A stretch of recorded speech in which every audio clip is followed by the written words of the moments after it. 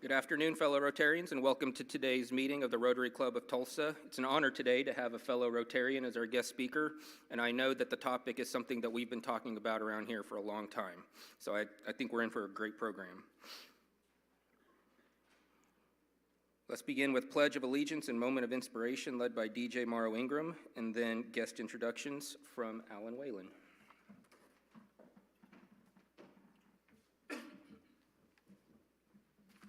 Please join me in the Pledge of Allegiance.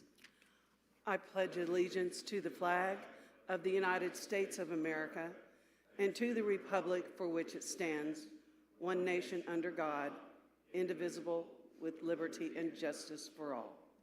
You may be seated.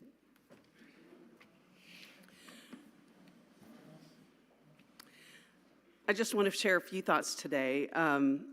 This room is so much more than our programs and the people in it, because we extend so far beyond into our community, our country, and the world, and that's where we make a difference as Rotarians.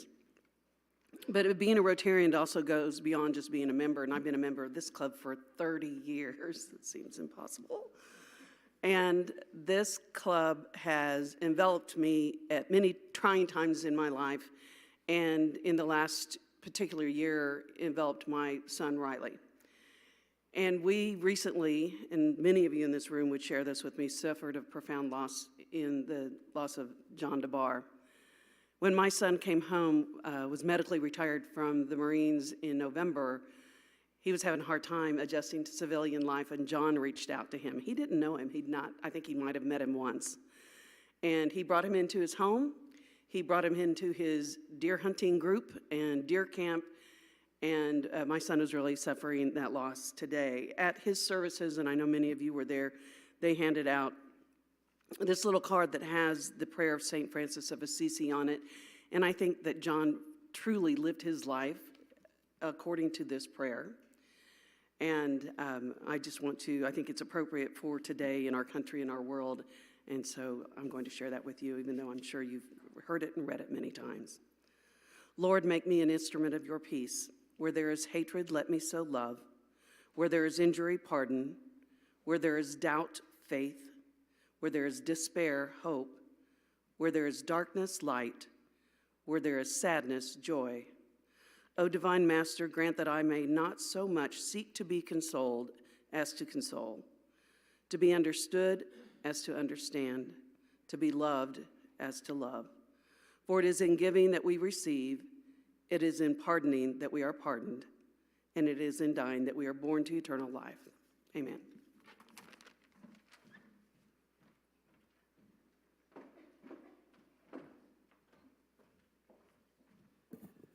Good afternoon, Rotarians. We have a number of guests.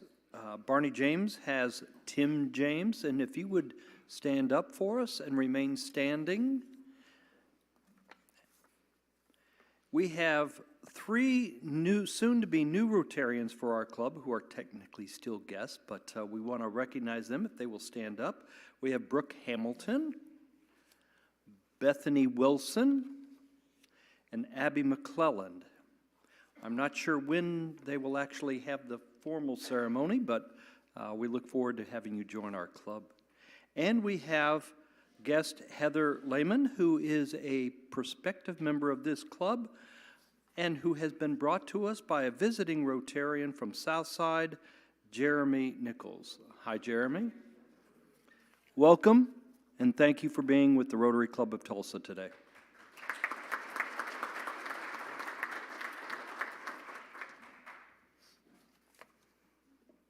Thank you, Alan. And speaking of guest Rotarians, we have a quick little exchange going on right here since our featured guest is himself a member.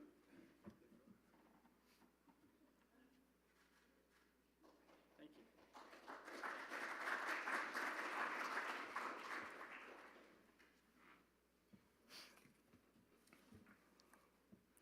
On Rotary International's calendar, March is Water Sanitation and Hygiene Month, a time to reflect on the vital role that clean water and proper sanitation play in saving lives and strengthening communities around the world. The Rotary Foundation has made a profound impact in this area, investing $148 million globally in water, sanitation, and hygiene and water resource management initiatives. These projects transform lives by providing clean drinking water, building sanitation facilities, and promoting essential hygiene education. If you turn to the screens for a short video on this important initiative.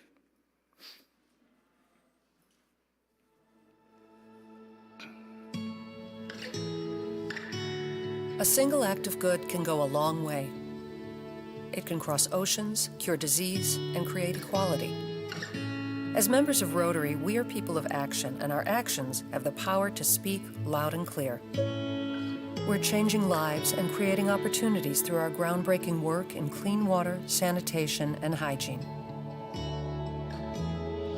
Our global grants help communities create and maintain water resources close to home, because when clean water is within a child's grasp, so is a safe and promising future. We're committed to supporting sanitation projects that meet the needs of women and girls. Our programs provide modern facilities and hygiene training to cultivate long-term health and wellness.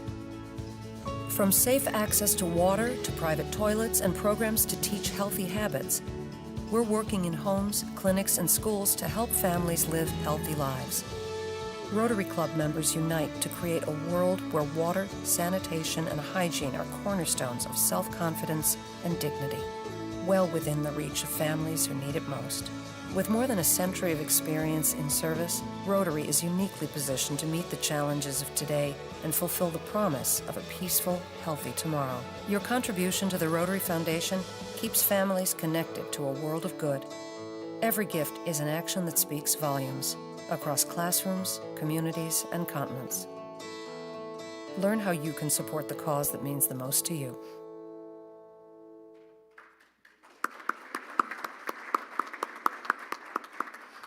As a short anecdote, at the international conference I attended last year in Singapore, one of the keynote speakers, his name his title card was the Toilet King, which was a sort of humorous introduction to a very important topic.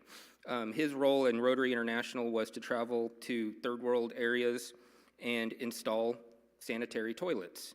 And the statistics he gave about how that changes communities, saves lives, was pretty astonishing. Our own club here in Tulsa, for 20 years, our club was at the forefront of a life-changing humanitarian water well project in Nicaragua. From 2002 until the project's conclusion, our club, alongside dedicated Rotary partners, drilled over 600 water wells, bringing hope and clean water to thousands living in extreme poverty. Our efforts united over 70 Rotary clubs, multiple districts, and hundreds of individual donors, demonstrating the true power of Rotary collaboration. One of my own personal highlights in my time as Rotary is when I was Sergeant at Arms. The club collected funds to name a water well after me. I still have that certificate in my office, which speaks to the importance and the joy I personally take from knowing that I'm affiliated with this club and the changes we have made to people's lives. Access to clean water and sanitation led to a decrease in waterborne diseases, healthier children who could attend school regularly, and mothers who spent less time carrying water and more time supporting their families.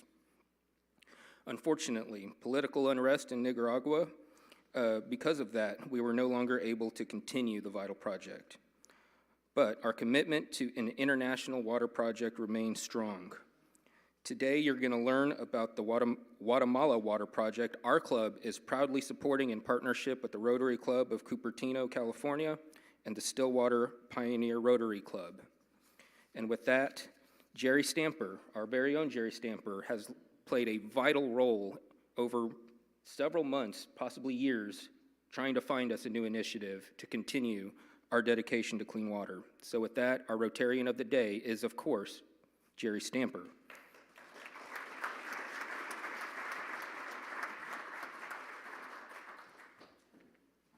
Thank you, Daniel. I want to introduce our guest speaker today. I'm pleased to introduce fellow Rotarian, Jaga Shahani. Jaga has spent the last 40-plus years in the Silicon Valley, where he was in high-tech software development and later years in real estate in the Silicon Valley area. Jaga is a board member and foundation member of the Rotary Club of Cupertino, California, a club similar to size to ours.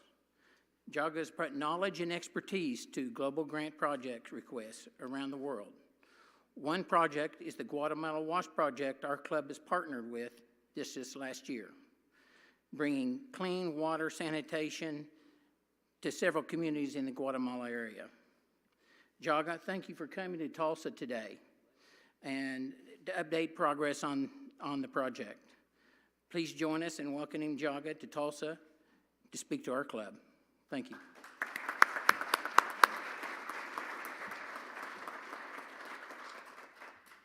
Thank you, Jerry.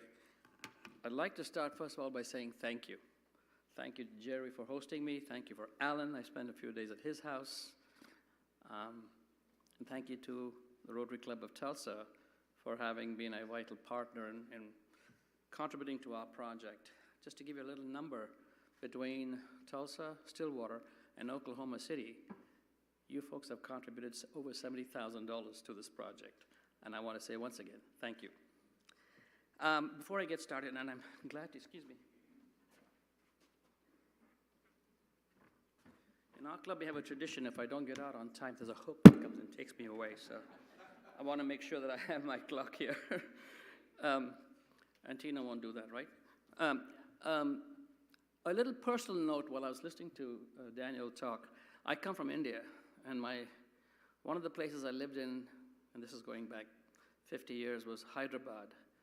And growing up in India, the value of clean water couldn't be top of mind, beyond anything else. And I have personally walked across the neighborhood to the neighborhood well to pull water out just for our cooking and washing.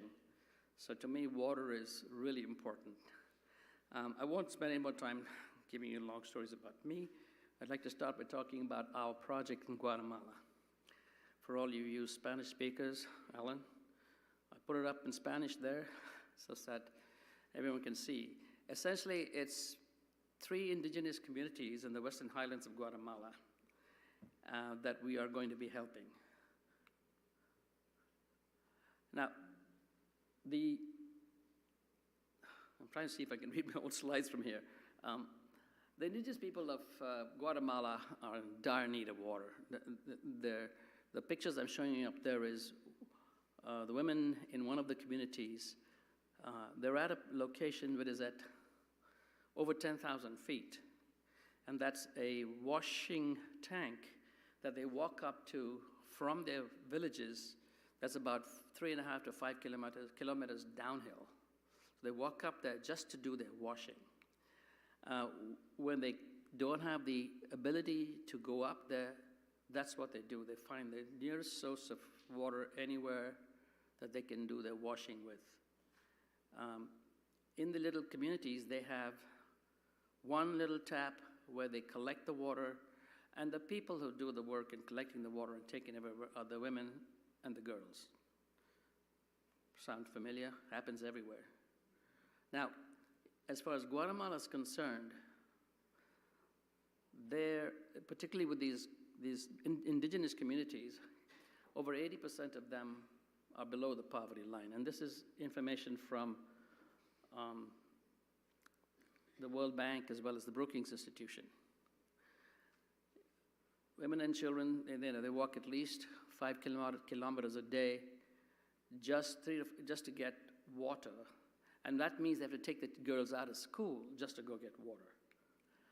And when they cannot find water or don't have easy access to it, that's what they do. They find any surface water that's highly contaminated so that they can have water. Guatemala's children, particularly in the indigenous community, 50% of them are under the age of 5 of serious stunting because of gastrointestinal diseases.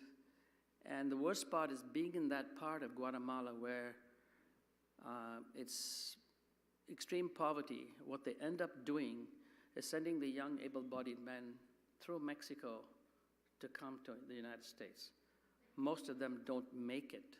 They get killed online by the gangs and the drug lords and people like that, the cartels. So they're in a really desperate need for water. Now, just to give you an idea, they're in what they call the Central American Dry Corridor. This has been designated by the UN and the World Health Organization. Climate change is causing more droughts.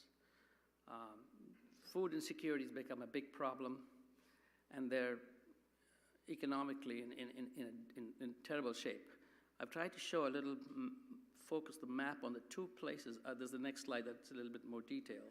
But just to tell you where physically in Guatemala we're actually doing these projects.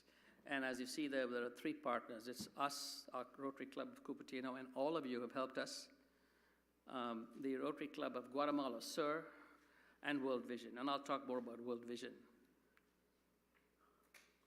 That's a little bit more detail. So we have four Rotary clubs in Guatemala that are actually involved in this project. The lead club is the Guatemala SUR project in Guatemala City, and past District Governor Frankie Vio is the lead or the team director. There are two clubs in the Quetzaltenango department where I've given you the names of the lead people there, and then one's in the further north in Huehuetenango. The thing about this is the way we chose these folks, starting with the Guatemala SUR Club, was I reached out to the area focus manager in Evanston to say, we're thinking of doing Guatemala, but who should be our partner? And they recommended this club because this club had just finished a $500,000 competitive grant for Washington schools. So these folks know what they're doing. They're very competent, and that gave us a very high level of confidence that we can do a job. That's one of the first things I do when I look at setting up a global grant. Who is going to be our partner over there, the Rotary Club, and will they be able to perform? So what we're going to be doing is an $830,000 project in Guatemala, and you can see the contribution. So we were required to raise $400,000. We raised a little bit more, which is wonderful, and World Vision matches it.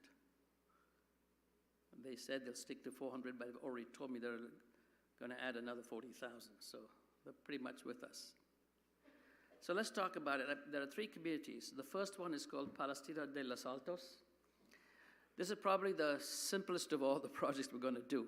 What they have there currently is a water tank, a distribution tank, that was built in 1952 and is crumbling and falling apart. At the moment, they've bypassed that tank, and so the amount of water that the inhabitants are getting is less than 5 liters a day. And if you saw the earlier slide, the World Health Organization, the United Nations, says that minimum requirement is 50 liters a day for human beings to survive, to be able to live a healthy life. So what we're going to do is we're going to replace that tank. We're going to demolish the tank and build a brand new tank, and then it gravity feeds to the community. We also have looked at this. Our focus was not just water. We have to keep reminding ourselves it's WASH. This water, sanitation, is hygiene. And so we went to look at the schools, and we found toilets in disrepair. And so we said we got to fix those. And also at the healthcare facility. We found at the healthcare facility we had to update the toilets as well as provide wherever possible, facilities for disabled people. We couldn't put in ramps, but at least we'll have grab bars and features like that just to make it easier for the disabled people to be able to use those toilets. So that's what we're going to do, and we made it focus on the fact that whenever we do anything, whether it's water or sanitation, training is important, and female menstruation hygiene training is going to be an essential part of that project, because we wanted to make sure that we did not in any way overlook or ignore the girls. So in terms of sustainability, they have a water committee, and I wanted to pause for a minute and talk about that a minute. In fact, I put a little footnote at the bottom, COCODE. That's the Spanish word for community-based organization. Guatemala has over 450 COCODEs at practically every little municipality and location. And these are made up of the members of the community, by the way, almost 50% of them are women. There are also representatives from the municipality, from the Department of Health, from the Department of Education, to make sure that they're all working together to find a solution and come back and tell us what they need. The buy-in, the ownership is phenomenal. And I'm closing off a project in Kenya, and I cannot tell you, there's a world of a difference. Guatemala is like 100 years ahead of Kenya. So we will be benefiting 1,800 inhabitants and 300 households. There are 3 schools, we'll be upgrading one of them. And the important thing is it's going to cost us just about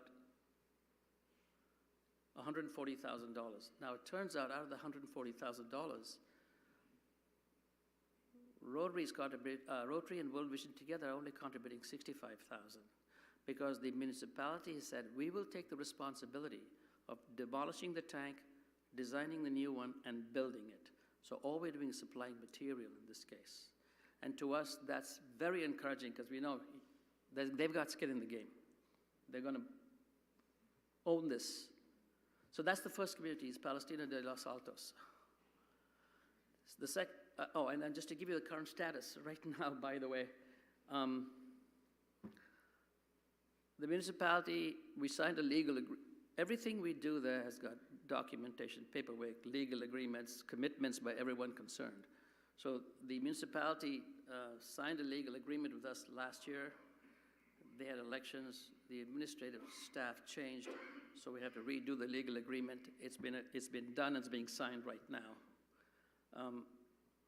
We've got bids on the material, and we'll be making a decision pretty soon as to which vendor to go with. And in the meanwhile, we've also have found out that the school and the healthcare facility do have water. And so we said we will do the upgrade of the toilets and the training of the kids in parallel while the tank is being built for the rest of the community. So we didn't want to do it, in sequence, but let's get it moving as quickly as possible. So the next community is a little village called Tuilcanaba. All of these are an average of 10,000 feet above sea level. The situation in Tuilcanaba is interesting. Right now, the community rents a vehicle, drive downhill to a gas station where they buy about 1,000 liters of water, and then come back uphill and use that, and they are doing it about twice a week, and it's 25% of their income is being spent just on getting water. Some truck comes with the water, they buy the bottles, take it uphill, and then go back down. So about 3 or 4 years ago, Catholic Relief Services worked with them to come up with a plan to provide them clean water, and they did it in 3 phases.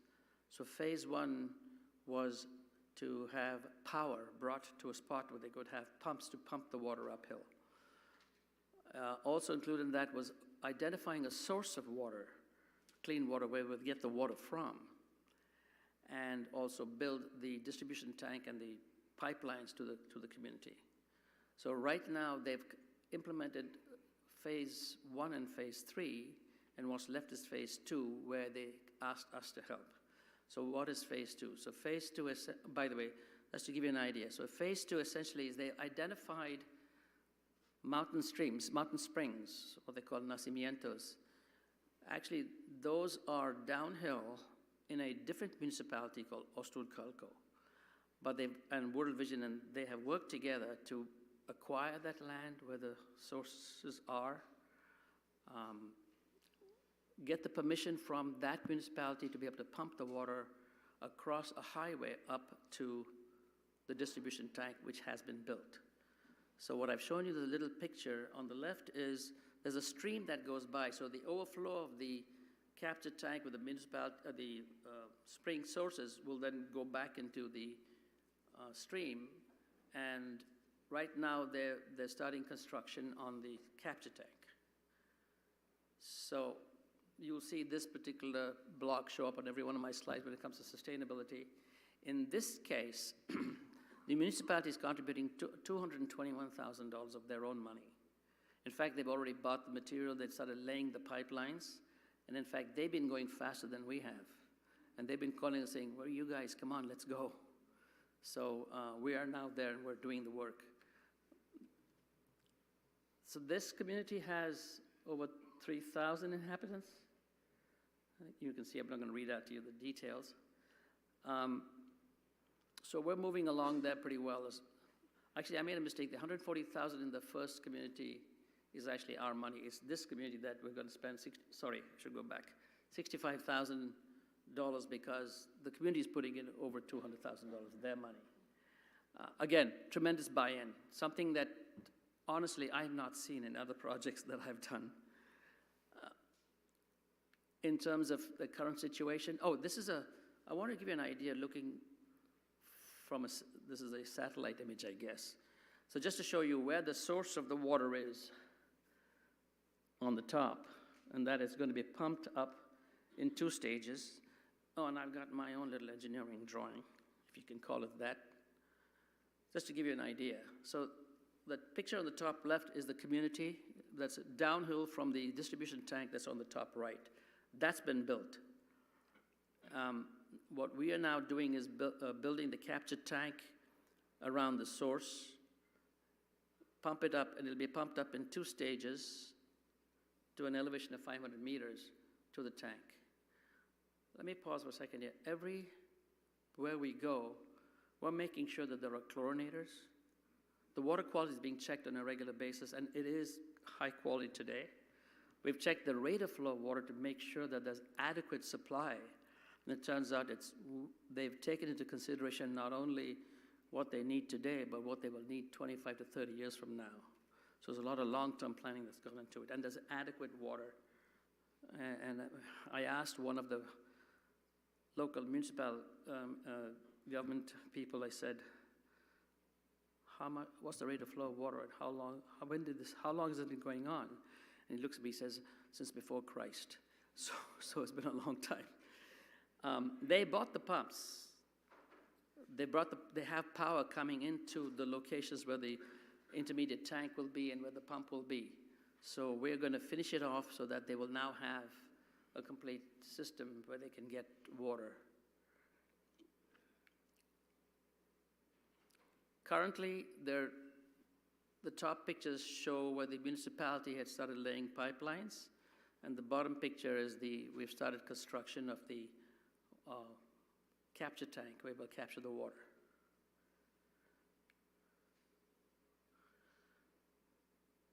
Again, in there we have one school that we need to update and add toilets, and so we said we can get that started. We don't have to wait for this construction to take place.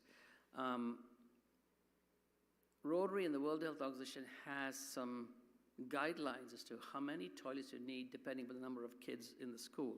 It's 20 for every girl, 1 toilet for every 20 girls, and 1 toilet for every 40 boys. We're not necessarily making those ratios because we're working in a situation that there are existing toilets and there may not be physical space, like the building or the school ground. So we are violating that rule, but we had explained to Rotary that we can't fit it in. We'll do the best we can. And the last community is called Pueblo Paquish.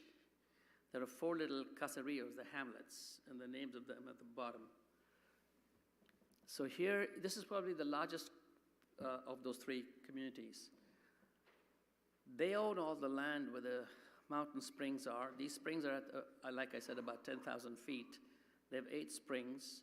So we're going to have, again, a collection tank that will collect all the water from those mountain springs and then pump it up to a distribution tank, and then through gravity, it'll be fed down to the 4 little hamlets.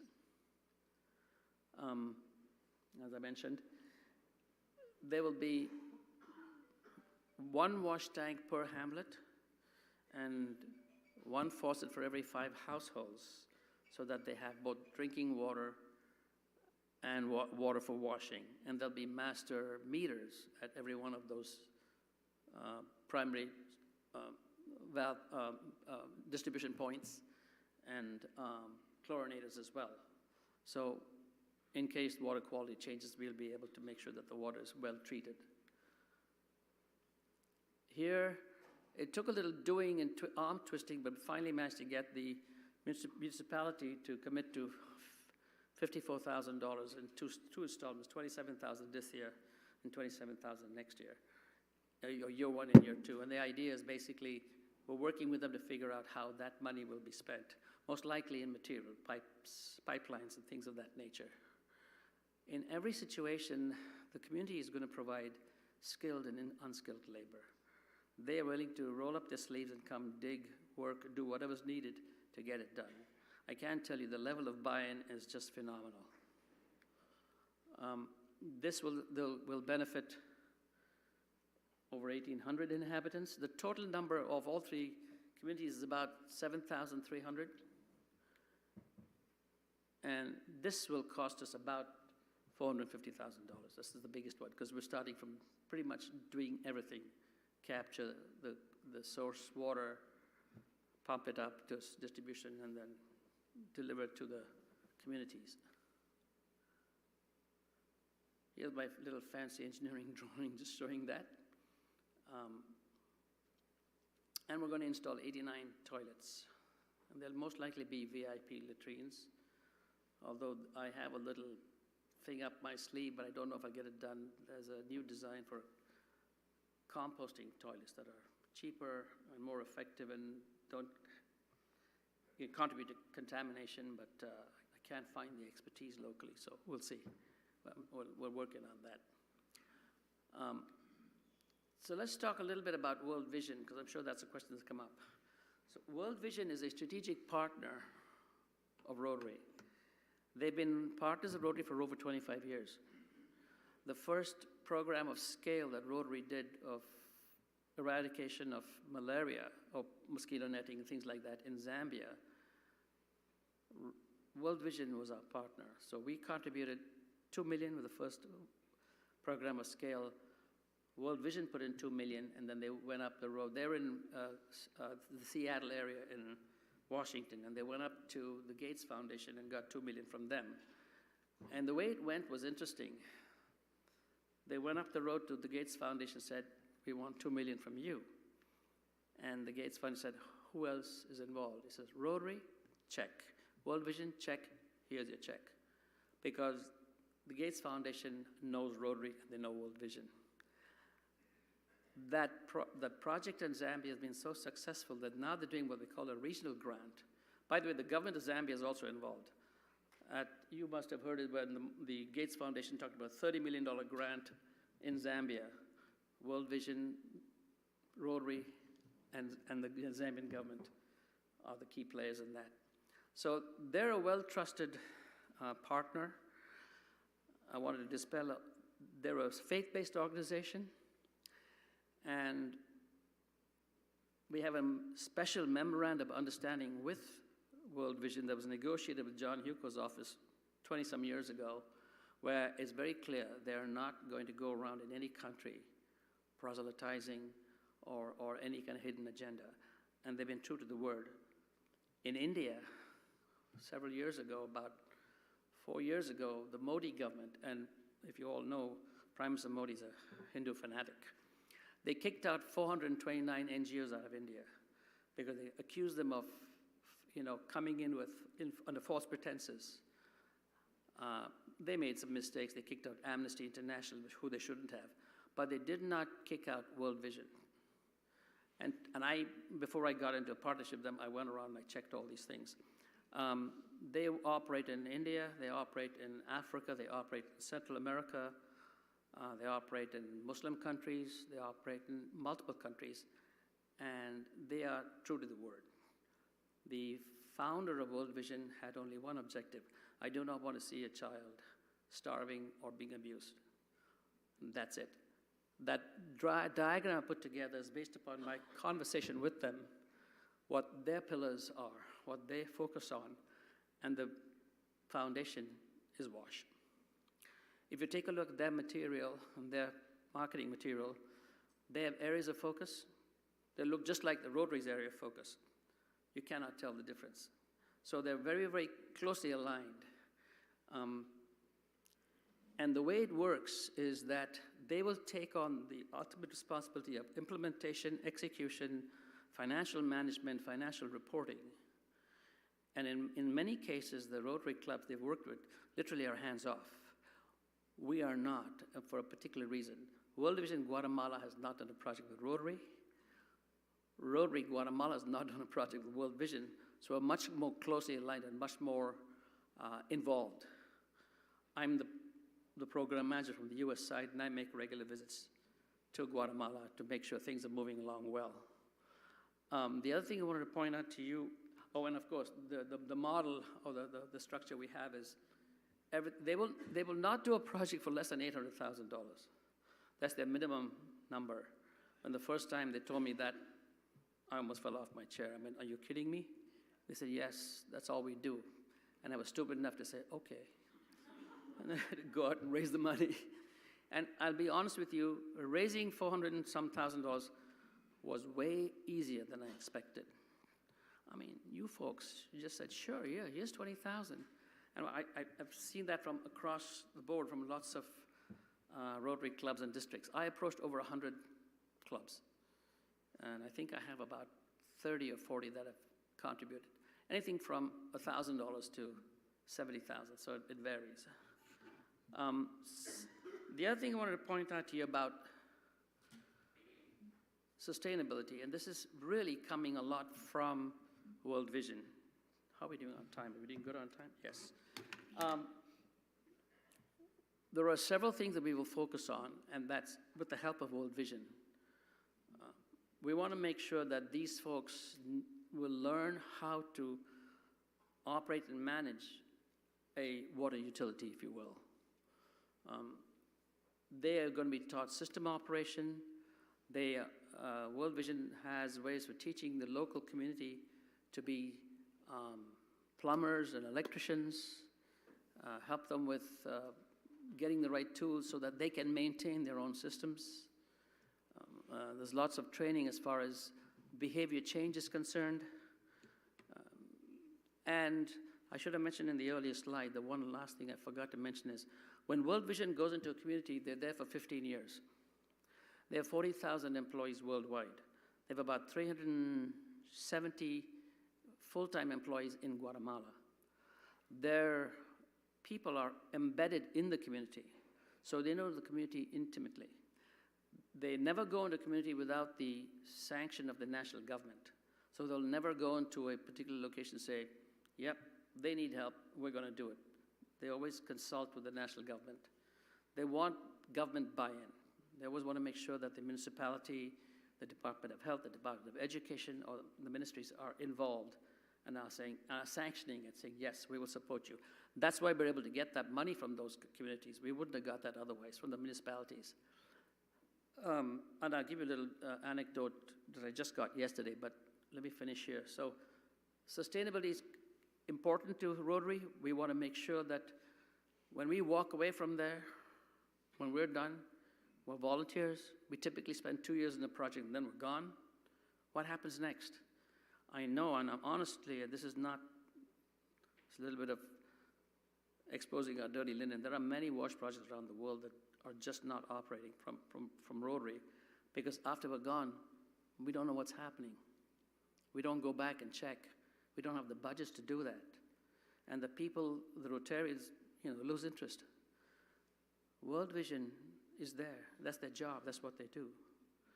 They're one of the world's largest NGOs as far as WASH is concerned. They have so far helped over 3 million people with WASH in different countries, and that's just going up. So I'm not here to sell World Vision, but I want to tell you that they're a valuable partner. In terms of sustainability, they have their own methodology, and it's called PHAST, Participatory Hygiene and Sanitation Transformation. And it's based on community-led sanitation transformation, which was a methodology that was developed, I think, in the UK. And that has gone through its own iterations. So they've improved upon that and have come up with their own methodology that they have been using around the world. where they get the community involved and make them take ownership and take pride. Some of the things that have not been good about CLTS is sometimes especially with open defecation, where the village folks or the beneficiaries are being forced to move into that. And what some of us need to realize, and it's something that, and I have firsthand experience, open defecation is a lot nicer. It don't smell. You go to VIP latrines and they're not maintained properly. It's a horrible place to be. There's flies, insects, it's smelly. And so naturally the people say, well, that's dirty. It's cleaner outside. They don't understand the long-term impact. So they have to be educated and trained and made to understand the benefits of doing so and why it's healthier and cleaner. And sometimes CLTS fails. They've understood that, and they've been very sensitive to that whole concept. I wanted to point out two particular training modules that they have that will be used in our schools. One is called Wash Up, and the other is what they call Charlemos. That's, I think, the Spanish translation. They'll call it Girl Talk. And that second one is aimed specifically at not only teaching young women about menstrual hygiene, but the boys who are there with them, make them understand. And so that the girls are not in danger or embarrassed or ashamed.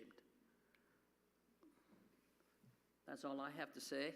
I'm trying to finish it with the timing. I'm open for questions. If you have any questions, I'd love to answer them.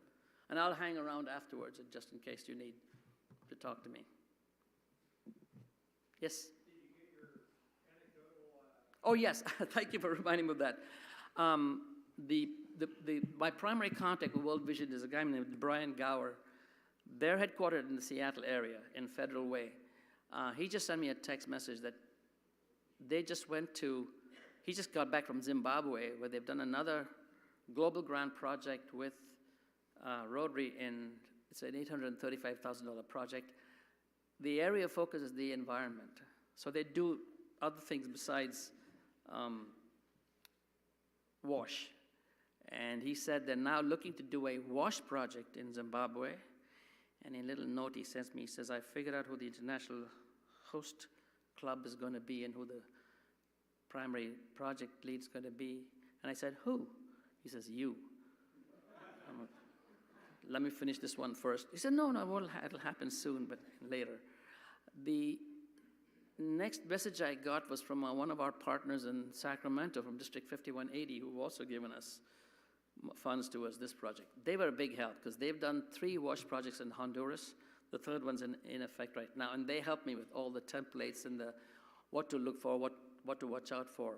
They called me and said, we're doing a project with World Vision in Vietnam on trafficking, and we are looking for a partner. And he's pointing at me again. So I'm trying to see how I can get away from all this. Turn off the lights, please. I don't want to be in the spotlight. But the World Vision's doing a lot. There are. I can do one thing. I will send Jerry or Daniel a list of all the projects that the World Vision has done with the Rotary, so you can get an idea of who they are and what they do. They're very easy to work with. They're a great bunch of people. They say that USAID is easier to work with than Rotary. We are a little bit more difficult to work with, but then we have to. I'd just like to affirm what you reported on today. I've had 28 years of working with World Vision in 16 countries. Great. The collaborative spirit in which they work, just such an affirmation to what Rotary is all about. So thank you for your. Thank you, yes. If you're familiar with the Sponsor a Child program that used to be on TV, World Vision started that, and that was not a scam. Because there's a lady in our club, when she heard that we're doing a project with World Vision, she says, I support World Vision, how much do you need? So I got $5,000 from her. So yeah, they're well regarded. Now they've had their problems, like in Israel they had one of their people who wasn't the right person, but they take immediate action. When you've got 40,000 employees, it's hard to have you know, always have a problem somewhere. Yes, sir. So I've got two questions. One is, what's the political situation in the country? Is it going to be anything like Nicaragua we dealt with? And then No, there is a new government. The new president, it looked like they wouldn't let that president take power beginning of this year, last year. But he has taken over. We don't see any interference from the national government. World Vision has a very good relationship with all of these governments. The only complaint I've heard from the Rotarians is that this new government that came in had made a promise to get rid of corruption and, you know, help the people. And says, how's that going? Says they're doing nothing. They're not doing anything. They're just sitting around on their hands. So, but it doesn't affect us. Yeah. And then power, you said that they have pumps and they have power. Is it solar or Well, electricity? yeah, I can answer that. So in the case of that second community, Tuilcanaba, they brought the grid in to those locations. So they have the main grid that goes through there. In the case of the first community, the water is being pumped up to that the new distribution tank when we build it from a borehole. And that's been going for years, like since 1950 something. So they have power down there. But once the water's up in the distribution tank, it's gravity. In the case of the third community, it's going to be solar. So there's going to be a solar-powered pump at the source to pump the water up to the distribution tank. And it turns out of the three communities, gravity will take it only so far to three communities. The fourth one is over a little rise on the other side. So we're going to put an intermediate tank and a solar-operated pump there so that they can get the water and don't have to, again, walk a long way. Yeah. I know we just adjusted our budget to include batteries as well. Storage batteries. Yep. Any other questions? Great. Well, thank you for your time.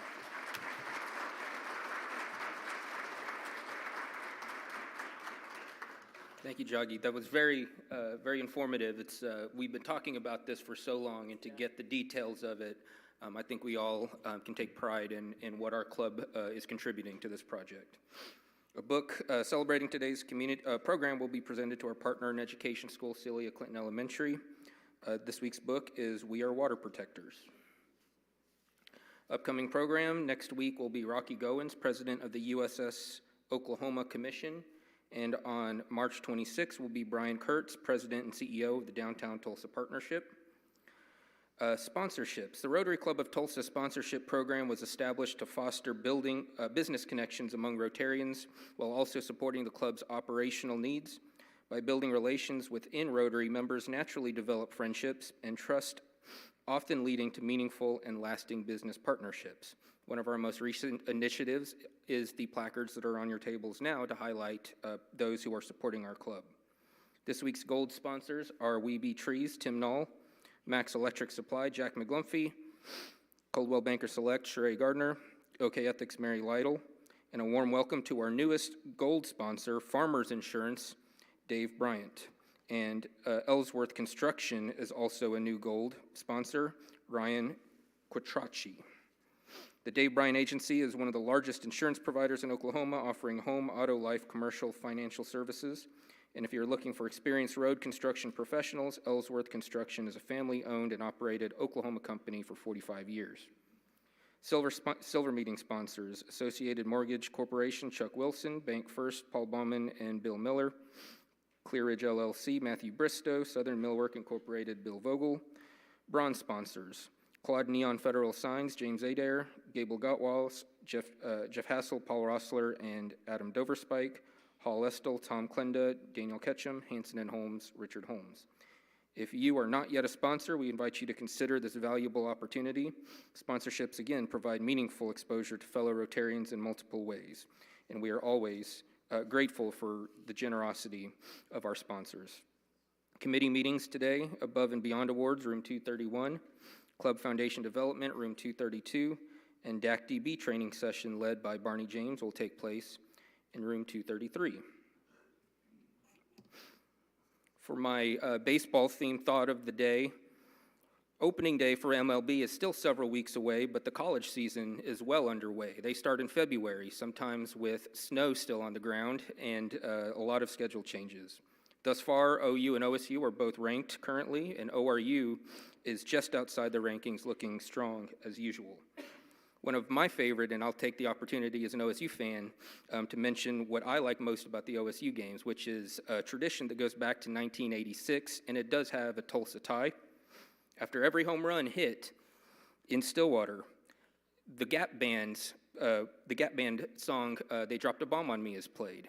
It's one of those unique traditions that I learned recently happened by accident. For those who ever listened to the radio, Tom Dorado was in the booth at the time, and he accidentally pressed the wrong button. He was supposed to play the fight song. He ended up playing the Gap Band. The crowd went crazy. So ever since then, every time an OSU home run is hit, the Gap Band play is struck up. And this year, we've already hit quite a few of them. The Gap Band, of course, is from Tulsa. Their name represents Greenwood, Archer, and Pine. Thank you again for your talk today. Again, we all take much pride in what we're doing around the world. We're adjourned. Thank you.